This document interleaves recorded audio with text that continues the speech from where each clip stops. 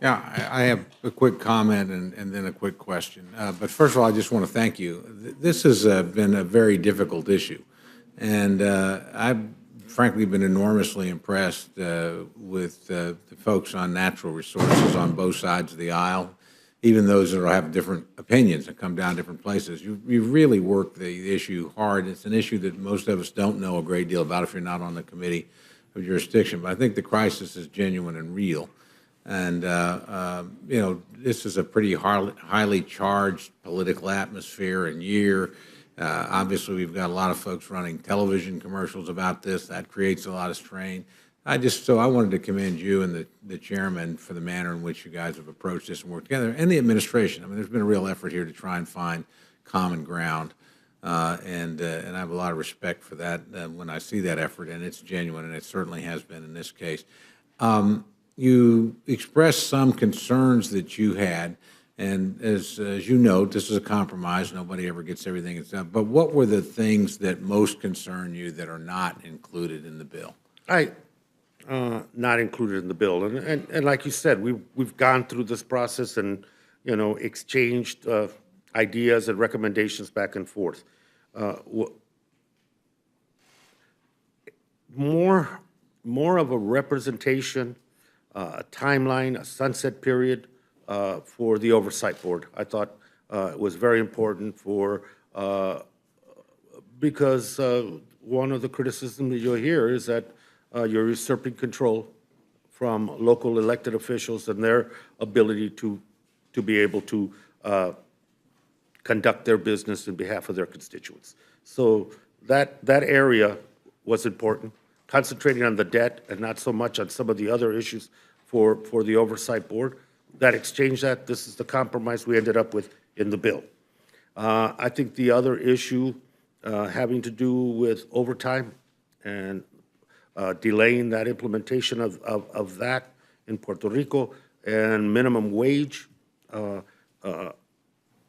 having the flexibility for the governor and or the legislature to impose less than a federal minimum wage on the island of Puerto Rico for a period of time for ages 25 and under, I think is symbolically problematic to a lot of people. But one has to trust that all the candidates that are vying for that position have all indicated publicly that they would never pull that trigger to lower that wage. And certainly having met with the legislative leadership in Puerto Rico, they wouldn't either. And so I think it's a safeguard of their representatives on that, and I think that's appropriate. But I understand, I would have preferred that it be removed, but that's part of the process that we went through. And I think the point that Vieques is no longer part of the exchange and was removed, I think is very important as well, because that was causing a great deal of consternation, at least on our side, on the members of the Resource Committee. Once that plateau was cleared, we were able to get into the nitty-gritty of the rest of it, which was really the debt service. A second question, because I know, again, you've spent a lot more time thinking and working through these issues than any of us on this panel have. There's been some speculation in the press, at least, about whether or not this bill sets any precedent for states and localities inside the continental United States or that have the status of states. Do you see any or have any concerns? There's any precedent setting here? I don't, and I think that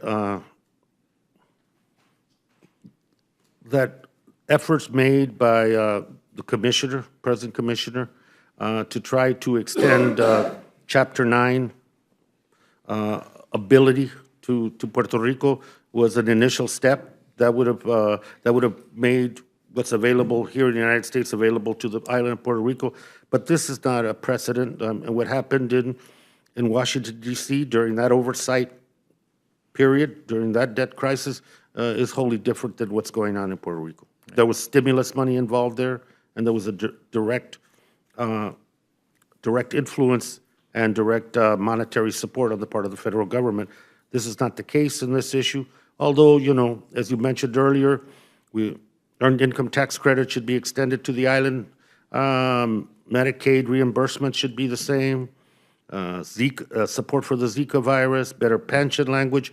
Those were things that we think are still important. And as we go forward, I think there's going to have to be, on the part of this Congress, some real consideration of an economic stimulus package, whether it's tax incentives, whether it's extending those things, because the revenue needs to also grow, and you need to diversify the economy beyond the principal issue, which is tourism.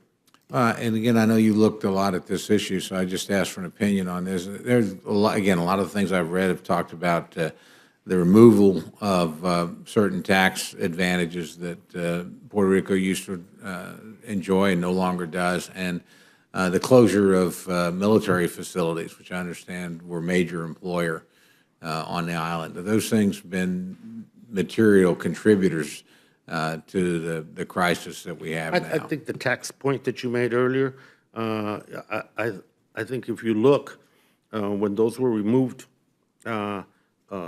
you saw a steady decline in terms of the economy and the increase in the debt for the island. That was a major revenue source and a major incentive to attract. And once those were removed, it hurt the economy and it hurt it badly. Well, I'll stop there. I just want to thank the gentleman again for his hard work. This has been a tough issue, and your committee, I think, in bipartisan sense, has really approached it very seriously, and I think it's a credit to the Congress and the way in which you guys have genuinely worked across the aisle on what is a genuinely pressing problem. So I thank you, gentlemen. Yield back.